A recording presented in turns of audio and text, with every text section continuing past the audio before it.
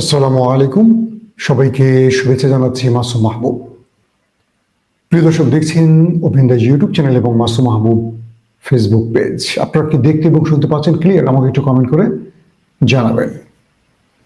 আন্তর্জাতিক বিশ্বের বেশ কিছু খবর জানাবো, সাথে বাংলাদেশকে বা বাংলাদেশের আগামীর সামরিক খাত কতটুকু উন্নত হতে পারে, বা আগামী দিন বাংলাদেশ প্রতিবেশী শত্রুর হাত থেকে নিজেকে রক্ষায় কি কি চ্যালেঞ্জ মোকাবেলা করতে পারে, সে বিষয়গুলো আলোচনায় রাখব। ফ্রান্স থেকে ইউক্রেন 100 রাফায়েল যুদ্ধ বিমান কিনবে। কেন ফ্রান্স হঠাৎ করে রাফায়েল বিক্রি করছে? কারণ ফ্রান্সের এই রাফায়েল ভারত যখন ব্যবহার করেছে পাকিস্তানের বিরুদ্ধে, তখন পাকিস্তান বেশ কিছু রাফায়েলকে ধ্বংস করেছে, আর সে কারণে ফ্রান্সের মার্কেট ধস নেমেছে। ইউক্রেন যুদ্ধরত অবস্থায় রয়েছে রাশিয়ার সাথে, তাই ইউক্রেনের অর্থনৈতিক অবস্থা খুব খারাপ। এই সময় ইউক্রেন প্রায় 300 মিলিয়ন মার্কিন ডলার বা তারও বেশি তারা পাচ্ছে গোপন একটি পথ থেকে। এই টাকা দিয়ে তারা অস্ত্র কিনবে ফ্রান্স থেকে। এই টাকাটা পেল কোথায় ইউক্রেন? রাশিয়ার যে বিভিন্ন ব্যাংকে রাশিয়ার যে টাকা ছিল, ইউক্রেনের সাথে যুদ্ধের কারণে মার্কিনীরা স্যাংশন দিয়ে অনেক ধনকুবের বা অনেক বড় বড় অ্যাকাউন্টগুলোকে আটকে দিয়েছে আমেরিকা।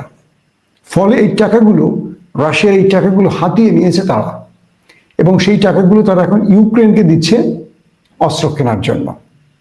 রাশিয়া ঠিক পাকিস্তানের পরামর্শ বলি, পাকিস্তানের টেকনিকটা ব্যবহার করছে এই ক্ষেত্রে। কি করছে রাশিয়া? যেহেতু ভারতের রাফায়েলকে ধ্বংস করতে পেরেছে চীন এবং তুর্কি প্রযুক্তি ব্যবহার করে পাকিস্তান, সেহেতু ইউক্রেন যেহেতু কিনছে ফ্রান্স থেকে রাফায়েল, তাহলে এখন ইউক্রেনকে মোকাবেলা করতে হলে রাশিয়া কি করতে হবে?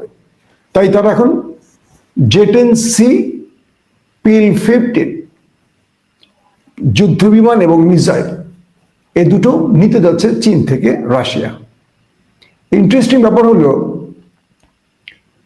চীন যেহেতু তার যুদ্ধ বিমান ব্যবহার করেছে, আর তুর্কি যেহেতু ইলেকট্রনিক ওয়ারফেয়ার রাডার সিস্টেম বলি, টেকনোলজি আদার্স যেগুলো তুরস্ক থেকে পেয়েছে পাকিস্তান ব্যবহার করে ভারতকে নাকাল করেছে, তাই তারা এই পরিকল্পনা নিয়ে এখন মাঠে নামছে। বলা হচ্ছে পাকিস্তান আর ভারতের মধ্যে যে যুদ্ধের ঘন্টা বাজছে, যে কোনো সময় এটা শুরু হয়ে যাবে। তার আগে ভারত ইন্টারন্যাশনাল লবিকে স্ট্রং করছে, তাই তারা নেপথ্যে ডকুমেন্টেশন তৈরি করছে যে ভারতে আক্রমণগুলো হয়েছে এগুলো পাকিস্তান করেছে, এটা প্রমাণে তারা চেষ্টা চালিয়ে যাচ্ছে। তো এর মধ্যে তুরস্ক ঢুকে পড়েছে পাকিস্তানে। তুরস্কের সামরিক বিশেষজ্ঞরা গোপনে পাকিস্তানে ঢুকে বিভিন্ন রকম আধুনিক অস্ত্র ইনস্টলেশন করছে। এটা বলছে কে? ভারত। ভারতের গণমাধ্যম বলছে চীন এবং তুরস্ক প্রত্যক্ষ পরোক্ষ দুভাবেই সহযোগিতা করছে পাকিস্তানকে। তাই তারা এই সিস্টেমগুলোকে অকেজ করতে দখলদারদের ইসরায়েলের বিভিন্ন টেকনোলজি কিনেছে সাম্প্রতিক কয়েকদিনের মধ্যে, এবং এই সাম্প্রতিক টেকনোলজি মানে ইসরায়েলের টেকনোলজিগুলো ভারত পেয়েছে শুধু নয়, ভারতকে ইসরায়েল থেকে সেই ডেলিগেটরা এসে সামরিক প্রযুক্তি বা যুদ্ধের যে কর্মকৌশল বা আধুনিক যে প্রযুক্তি, এই বিষয়গুলো শেখানোর জন্য, হাতে কলমে শেখাবার জন্য দখলদারদের বিশেষজ্ঞরা এখন ভারতে অবস্থান করছে। এর মধ্যে নেভাল চিফ আমেরিকান, তিনিও ভারতে এসছেন, এবং একটি বোম্বার্সের ছবি দেখা গেছে যেটা ভারতে অবস্থান করছে, মার্কিন বোম্বার্স। এই জিনিসগুলোর মধ্যে আমেরিকা বলছে যে না, তাদের সাথে একটা 10 বছরের সামরিক চুক্তি হয়েছে। এর অর্থ এই না যে ভারতকে তারা পাকিস্তানের বিরুদ্ধে যুদ্ধে সহযোগিতা করবে। এটি হলো মানে আমেরিকার বক্তব্য। এখন যে নতুন প্রশ্নটি তৈরি হয়েছে সেটি হলো যে পাকিস্তানের সাথে যুদ্ধটা লেগে গেলে ভারতের পক্ষে দাঁড়াবে কে আর পাকিস্তানের পক্ষে দাঁড়াবে কে? ইতিমধ্যে ভারতের পক্ষে ইসরায়েল ছাড়া আর কোনো রাষ্ট্রকে দেখা যাচ্ছে না। এতদিন মনে করা হতো ইরান নামক দেশটিও থাকবে ভারতের পক্ষে, কিন্তু কয়েক দিনের মধ্যে দেখা গেছে ইরানের যে সীমান্ত রয়েছে, সিস্তান বালুচিস্তান, এই পয়েন্টগুলোতে ইরান ভালোই স্ট্রাইক করছে এবং সে ভারী অস্ত্র মোতায়েন, সেনা মোতায়েন করেছে। পাকিস্তানের সাথে ইরানের মধ্যে একটি গোপন চুক্তি হয়েছে, সেটি হলো দখলদাররা যদি ইরানে কোনো প্রকার আক্রমণ করে সেক্ষেত্রে পাকিস্তান তাদের সহযোগিতা করবে, আর ভারত যদি পাকিস্তানে কোনো আক্রমণ করে সেক্ষেত্রে ইরান পাকিস্তানকে সহযোগিতা করবে। এটি বিভিন্ন মিডল ইস্টের গণমাধ্যমের তথ্য। এরই মধ্যে পাকিস্তানের সাথে সৌদি আরবের সামরিক চুক্তি হয়েছে এবং সেই চুক্তিটিতে স্পষ্ট বলা আছে যে পাকিস্তানে কোনো আক্রমণ করলে সৌদি মনে করবে তার উপর আক্রমণ এবং তারা একজোট হয়ে আঘাত করবে। সৌদি আরবে যদি কোনো আক্রমণ করে কেউ, তাহলে পাকিস্তান মনে করবে এটা তার উপরও আক্রমণ। তারা নিউক্লিয়ার সহ ঝাঁপিয়ে পড়বে সে শত্রুর বিরুদ্ধে একজোট হয়ে। তো এই চুক্তিটির পর বলা হচ্ছে কাতার সহ আরো কয়েকটি আরব ধনী রাষ্ট্র পাকিস্তানের সাথে গোপন একটি চুক্তির পথে হাঁটছে এবং এটা আমরা দেখলাম বহুদূর এগিয়েছে। তো এই মুহূর্তে ভারত এইসব কারণে অনেক রকম সমীকরণ নিয়ে বসছে যে পাকিস্তানকে আঘাত করলে কি কি উত্তর আসতে পারে। তাই বাংলাদেশ সীমান্তে শিলিগুড়ি পয়েন্টে, চিকেন নেক পয়েন্টে ভারত অনেক সেনা মোতায়েন, ভারী অস্ত্র মোতায়েন এবং যুদ্ধ বিমান, 22টি যুদ্ধ বিমান মোতায়েন করেছে। পাশাপাশি পাকিস্তান সীমান্তেও একইভাবে তারা সামরিক শক্তি বৃদ্ধি করছে, পাশাপাশি চীনের সীমান্তেও বৃদ্ধি করছে। তো ভারতের গণমাধ্যমগুলো বলছে যে বাংলাদেশ সীমান্তটা কেন তারা, প্রশ্ন উঠছে যে বাংলাদেশ সীমান্তে কেন তারা ভারী অস্ত্র এবং সেনা মোতায়েন করছে। তারা মনে করছে চীন পাকিস্তানের পরামর্শে ডক্টর ইউনূস সরকার চিকেন নেকে কোনো বড় রকম পরিকল্পনা আঁকতে পারে, আর সেটি হলো গ্রেটার বাংলাদেশ, যে জন্য তারা সর্বোচ্চ সতর্ক থাকছে। এখন কয়েকটা প্রশ্ন তৈরি হচ্ছে। চীন, ইরান এবং পাকিস্তানের মধ্যে সম্পর্ক টানাপোড়েন থাকে সবসময়, যেমন আফগানের সাথে পাকিস্তানের সম্পর্ক টানাপোড়েন। তো ইরান কি তার অন্যতম মিত্র ভারতকে ছেড়ে পাকিস্তানের পক্ষে দাঁড়াবে? তো এর বিবরণটি ইরানের গণমাধ্যম দিয়েছে এভাবে, সাম্প্রতিক যে যুদ্ধটা হলো 12 দিনের যুদ্ধ দখলদার ভার্সেস ইরান, তো সেই যুদ্ধে দেখা গেছে প্রচুর ভারতীয়রা যারা রয়ের হয়ে কাজ করছে, তারা মোসাদের হয়ে কাজ করেছে ইরান রাষ্ট্রের বিরুদ্ধে। এবং ইরান যাদেরকে ফাঁসি দিয়েছে, ইরান যাদেরকে গ্রেফতার করেছে রাষ্ট্রের বিরুদ্ধে গোয়েন্দাগিরির জন্য, এর মধ্যে বেশ কজন ভারতীয় পাওয়া গেছে। সূত্রগুলো বলছে যে ভারত থেকে ইরানে যাওয়ার জন্য ভিসা ফ্রি সুবিধা ছিল, তো ইতিমধ্যে সেটি ইরান সরকার তুলে নিচ্ছে। কারণ ভারতীয়রা ইরানে ঢুকে যেই অপারেশনটি হয়েছিল, দখলদারদের সাথে যুদ্ধটা হয়েছিল, প্রথম দিন মিসাইল অ্যাটাকে পুরো ইরানকে লন্ডভন্ড করে দেয় দখলদাররা। আর তার পেছনে যেই এজেন্টরা কাজ করেছে, গোপন থাকা এজেন্টরা কাজ করেছে, তাদের মধ্যে অনেকেই ছিলেন মোসাদ এজেন্ট এবং তাদেরকে সহযোগিতা করেছিল রয়ের মোসাদ এজেন্ট। অর্থাৎ তারা ভারতের শ্রমিক হয়ে ইরানে ঢুকেছে, কিন্তু তারা কাজ করছিলেন রয়ের, কিন্তু তারা হয়ে গেছে মোসাদের। অর্থাৎ আর মোসাদকে এক পাল্লায় নিয়ে আসা হয়েছে, এক ফ্রেমে নিয়ে আসা হয়েছে। তো ইরান বলছে যে তাদের রাষ্ট্রের বিরুদ্ধে তাদের অন্যতম মিত্র বন্ধু ভারতের লোকেরা যে ষড়যন্ত্র করছে, আলী খামেনির সরকার বলছে এই জন্য তাদের ভিসা ফ্রি সুবিধা বন্ধ, ভারতীয়দের দ্রুত দেশ ত্যাগ করতে বলা হয়েছে, ইরানকে ত্যাগ করতে বলা হয়েছে যাদের বিরুদ্ধে অভিযোগ আসছে বা যাদেরকে সন্দেহ করা হচ্ছে। তো ঠিক এই কারণে ইরানের মাসুদ পেজেশকিয়ান বা আয়াতুল্লাহ আলী খামেনি সরকার তারা মনে করছে যে এই সময় তাদেরকে তাদের প্রতিবেশী বন্ধু দেশ পাকিস্তানের সাথে সম্পর্ক বৃদ্ধি করা উচিত। কেউ মানুক আর না মানুক, কেউ বলুক আর না বলুক, কেউ ভাবুক আর না ভাবুক, পৃথিবীর একমাত্র সামরিক শক্তির দিক থেকে এয়ারফোর্স বলি আর পারমাণবিক বা নিউক্লিয়ারের কথা বলি, পাকিস্তান 1 নম্বরে রয়েছে সামরিক শক্তির দিক থেকে মুসলিম রাষ্ট্রের মধ্যে। তো ইরান এবং পাকিস্তানের মধ্যে প্রধানমন্ত্রী পর্যায়ে, প্রেসিডেন্ট পর্যায়ে, পররাষ্ট্রমন্ত্রী পর্যায়ে, আলাদা ডেলিগেট, হাই অফিসিয়াল পর্যায়ে অনেকগুলো বৈঠক হয়েছে একে অপরের দেশে এসে। ইরানের প্রেসিডেন্টও পাকিস্তান সফর করে গেছেন। তো সবকিছু মিলে এই সময়টাতে এসে 2024-25-এ এসে ইরান পাকিস্তানের মধ্যে সকল দূরত্ব ঘুচে গেছে এবং তাদের মধ্যে একটা বন্ধুত্বপূর্ণ সম্পর্ক হয়েছে।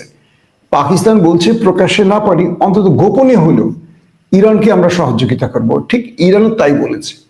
আর এই কারণে মাইনকা চিবাই বলি বা একটা কি বলবো মাইনকা চিবাই বলি, বড় রকম চিবাই পড়ে গেছে ভারত। একদিকে শক্তিশালী চীন, যাদের সাথে ভারত যুদ্ধে টিকে থাকার মতো কোনো অবস্থা নেই, যাদেরকে রীতিমতো আমেরিকা এখন ভাবছে, ভয় পাচ্ছে। এবং ভারত পাকিস্তান যুদ্ধে যে তুর্কি এবং চায়না প্রযুক্তি ব্যবহার করে ভারতকে কয়েক ঘন্টার মধ্যে আকাশ থেকে মাটিতে ফেলে দিল পাকিস্তান, সেটাও নরেন্দ্র মোদী সরকারের টেনশনের কারণ। পাশাপাশি একটা বিশাল সীমান্ত রয়েছে বাংলাদেশ ভারতের, এখানেও মনে করা হচ্ছে সাম্প্রতিক সময় পাকিস্তানের যে গুরুত্বপূর্ণ সেনা অফিসাররা বাংলাদেশে এসছেন, joint chief of staff শামশের Mirza সহ আরো যারা এসছেন, বলা হচ্ছে যে তারা বাংলাদেশের সেনা নৌ বিমান বাহিনীর সাথে দেখা করেছে। এখন তারা পাকিস্তান চাইছে বাংলাদেশকে আরো স্ট্রং করতে, ভারতের প্রতিবেশী হিসেবে তাদেরকে স্ট্রং রাখতে, যাতে ভারত বড় কোনো আঘাত করতে না পারে পাকিস্তানের বাংলাদেশে, আর আঘাত করলেও বাংলাদেশের রিটালিয়েটটা করতে পারে খুব স্ট্রংলি। তাই প্রফেসর ইউনূস সরকারের বেশ কয়েকজন গুরুত্বপূর্ণ ব্যক্তি পাকিস্তান এবং চীন সফর করেছেন এবং তুরস্ক সফর করেছেন। এই কারণে বাংলাদেশের চিটাগং এবং নারায়ণগঞ্জে দুটো ড্রোন ফ্যাক্টরি তৈরি হচ্ছে, আদার্স আরো অস্ত্র তৈরির ফ্যাক্টরি তৈরি করছে বাংলাদেশ এবং তুরস্ক যৌথভাবে। পাশাপাশি পাকিস্তানকেও সম্পৃক্ত করা হচ্ছে, পাকিস্তান থেকে সেনাবাহিনীর গুরুত্বপূর্ণ ব্যক্তিদের এনে বাংলাদেশের ট্রেনিং এর ব্যবস্থা করা হচ্ছে। আর চীনের কাছ থেকে বাংলাদেশ আরো আধুনিক প্রযুক্তি পাওয়ার জন্য J-10C এবং 17 থান্ডার সহ আরো যুদ্ধ বিমান কেনার ব্যাপারও কথাবার্তা চলছে, মানে চূড়ান্ত পর্যায়ে। প্রশ্ন হলো এই মুহূর্তে ইউনূস সরকার চলে গেলে আসলে কি হবে? কিছু সিস্টেম মানে কিছু মাধ্যম বলছে যে 54 বছর বাংলাদেশের এয়ারফোর্স বা নেভিতে বা সেনাবাহিনীতে বাংলাদেশের সংখ্যা যাই হোক না কেন, প্রযুক্তিগতভাবে আধুনিক অস্ত্রের দিক থেকে বাংলাদেশ অনেক পিছিয়ে আছে। তার প্রধান কারণ বাংলাদেশে যারাই ক্ষমতা ছিল, আওয়ামী লীগ, জাতীয় পার্টি, বিএনপি, তারা প্রত্যেকে ভারতকে ওই মুচি লেখাটা দিয়েই আসে যে আমরা ক্ষমতায় আসলে এগুলো কিনবো না, আমরা ডোরা সাপ হয়ে থাকবো, কোনো বিষ থাকবে না। তো এবার ইউনূস সরকার এসে যেই চীন, পাকিস্তান, তুরস্কের দৌড়ঝাঁপ শুরু করেছে, মোটামুটি মাথা নষ্ট হয়ে গেছে ভারতের। কিন্তু এই পর্যায়ে এসে বাংলাদেশকে এখন পাকিস্তান এবং তুরস্ক বারবারই মেসেজ দিচ্ছে যে তুমি দ্রুত এই কাজগুলো চুক্তিবদ্ধ করে ফেলো। কি, তোমার সাগরে দখল সাম্রাজ্যবাদীদেরকে মোকাবেলা করতে হলে কোনটা বুঝছেন তো, তোমাদের এইটা লাগবে, আকাশে তোমরা টিকে থাকতে হলে এটা লাগবে, তারপরে স্থলে তোমাদের টিকে থাকতে হলে এটা লাগবে। এই টোটাল বিষয়গুলো বাংলাদেশ সরকারের কাছে তুলে ধরেছে চীন, পাকিস্তান এবং তুরস্ক। ফলে বাংলাদেশ সরকারও একটা পরিকল্পনা নিয়ে আগাচ্ছে। এখন যে বিষয়টি তৈরি হয়েছে, আসছে লড়াইতে, ভারত পাকিস্তানের যুদ্ধে ইরান, চীন, তুরস্ক, বাংলাদেশ দাঁড়াচ্ছে পাকিস্তানের পক্ষে।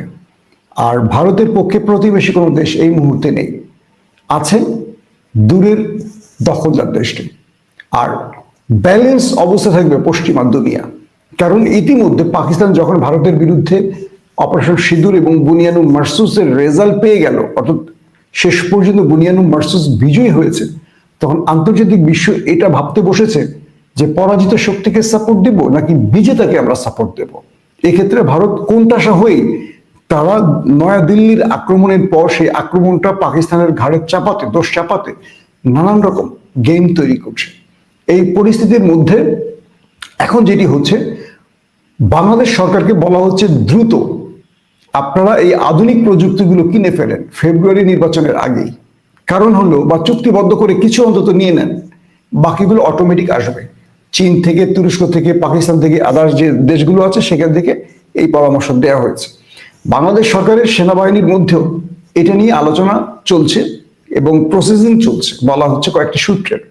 এবং তুর্কি কয়েকটি সূত্রের সাথে আমি ব্যক্তিগতভাবে কথা বলেছি, তারা বলেছে যে আমাদের বাজার দেখে গেছে, চূড়ান্ত সিদ্ধান্ত হয়নি, চূড়ান্ত সিদ্ধান্ত হলেই প্রোডাকশনে যাবে এবং বাংলাদেশ এই আধুনিক অস্ত্রগুলো পাবে। প্রশ্ন হলো, বাংলাদেশ কি 54 বছর ধরে যে নতজানু পররাষ্ট্রনীতি এবং সীমান্তে মাথা নিচু করার যে অবস্থাটি ধরে রেখেছিল, এটা কন্টিনিউ করবে, নাকি বাংলাদেশ পাকিস্তানের মতো সীমান্তে নিজেকে বাঘ হিসাবে দেখাবে। কারণ পাকিস্তান সীমান্তে ভারত একজনকে মারলে পাকিস্তান প্রতি উত্তরে 4জন কি 5জন মারবে, সবসময় এটাই হবে। তো সেই ক্ষেত্রে বাংলাদেশ মার খেয়ে যাবে নাকি পাকিস্তানের মতো জবাব দেবে, এটা নিয়েও ব্যাপক আলোচনা চলছে। তবে প্রফেসর ইউনূস সরকারের সঙ্গে এরদোয়ান সরকার, শি জিনপিং সরকার কিংবা শাহবাজ শরীফ সরকারের মধ্যে আলোচনা চলছে। এখন এই মুহূর্তে বাংলাদেশকে মনে রাখতে হবে, দক্ষিণ এশিয়াতে যে চ্যালেঞ্জ তৈরি হয়েছে সেই চ্যালেঞ্জ কেবল মুখের দেশপ্রেম দিয়ে চলবে না। অস্ত্র কেনার জন্য বাংলাদেশকে আরো শক্ত অবস্থানে নিতে হবে। বাংলাদেশ রাষ্ট্রে এক বছরে যে টাকা লুটপাট হয়, নেতারা চুরি করে, রাজনীতিকরা চুরি করে, প্রশাসনের আমলারা চুরি করে, সেই টাকা যদি সেভ করা যায় বাংলাদেশের মোটামুটি অস্ত্র দিয়ে একটা মানে বড় রকম ফাইট করার অবস্থা তৈরি করা যাবে। কিন্তু বাংলাদেশ তো দুর্নীতিতে চ্যাম্পিয়ন হওয়া একটি রাষ্ট্র। এখানে যে সরকারি আসুক তারাই দুর্নীতিতে চ্যাম্পিয়ন হয়। এখন দেখার বিষয়, আগামী দিনে বাংলাদেশের রাজনীতির পরিবর্তন ঘটলে কোন দিকে যাবে, নাকি সেই আগের মতো জুজুর ভয়ে বাংলাদেশ মাথা নিচু করে হরিণের মতো শরীরটা উপরে দিয়ে গর্তে মুখ লুকিয়ে রাখবে। আমরা জানি যে আমাদের সেনাবাহিনীর, বিমান বাহিনীর, নৌবাহিনীর কাছে আধুনিক তেমন কোনো অস্ত্র নেই। তারা মিয়ানমারের সাথে লড়াই করে টিকে থাকার মতো অবস্থা নেই। এই ক্ষেত্রে বাংলাদেশকে দ্রুত সিদ্ধান্ত নিতে হবে। পাকিস্তান, চীন এবং তুরস্ক যে অফার দিচ্ছে, এই অফারগুলো এই সময় লুফে নিতে হবে। কারণ এই দেশগুলো অস্ত্র বিক্রি করছে, এটাই শুধু নয়, এই দেশগুলো বাংলাদেশকে তাদের প্রয়োজনে ব্যবহার করতে চাইছে। কারণ চিকেন নেক যদি বাংলাদেশে হাত দিতে পারে তাহলে তিব্বতটা হয়ে যাবে চীনের। আর বাংলাদেশ যদি গ্রেটার বাংলাদেশ গড়ার মোটামুটি কয়েক ধাপ এগোতেও পারে, পাকিস্তান কাশ্মীরকে স্বাধীন করে দেবে, জম্মুকে। তো অনেক রকম প্ল্যান প্রোগ্রাম আছে তাদের মধ্যে। এখন আমরা ভোট দিয়ে আসলে কাকে বিজয়ী করব? ভারতীয় কোনো তাবেদার, নাকি বাংলাদেশের জন্য যে চ্যালেঞ্জ, মানে ভারতের জন্য যিনি চ্যালেঞ্জ হবেন, দেশপ্রেমিক কোনো দলকে? সেটা হয়তো আমাদের ভোটাররাই বিবেচনা করতে পারবেন। এখন বাংলাদেশ একটি চ্যালেঞ্জিং মুহূর্তে রয়েছে, আর এই চ্যালেঞ্জিং মুহূর্তে অবশ্যই প্রতিবেশী রাষ্ট্রের সাথে বাংলাদেশের বন্ধুত্ব বাড়িয়ে আধুনিক অস্ত্রগুলো এখন ঘরে তোলা খুব জরুরি, বলতে পারি ফরজি আইন হয়ে গেছে। নতুবা ভারত এই যে আমাদের শিলিগুড়ি পয়েন্ট, আরো কয়েকটা পয়েন্টে তাদের সেনা যে মোতায়েন করেছে, এতে করে যে কোনো সময় তারা নিজেরাই একটা ফেক অ্যাটাক করে, নিজেদের উপর অ্যাটাক করে বলবে বাংলাদেশের জঙ্গিরা অ্যাটাক করেছে, বলে বাংলাদেশের উপর সামরিক স্ট্রাইক শুরু করে দিতে পারে। তাই দ্রুত সময় বাংলাদেশকে এখন আমাদের যারা বন্ধু রাষ্ট্র আছে তাদের কাছ থেকে ভারতকে মোকাবেলায় দ্রুত অস্ত্র কিনে ঘরে তোলা এখন জরুরি হয়ে পড়েছে। দর্শক, আজকের মতো বিদায় নিচ্ছি। প্রত্যেকে ভালো থাকবেন। আল্লাহ হাফেজ।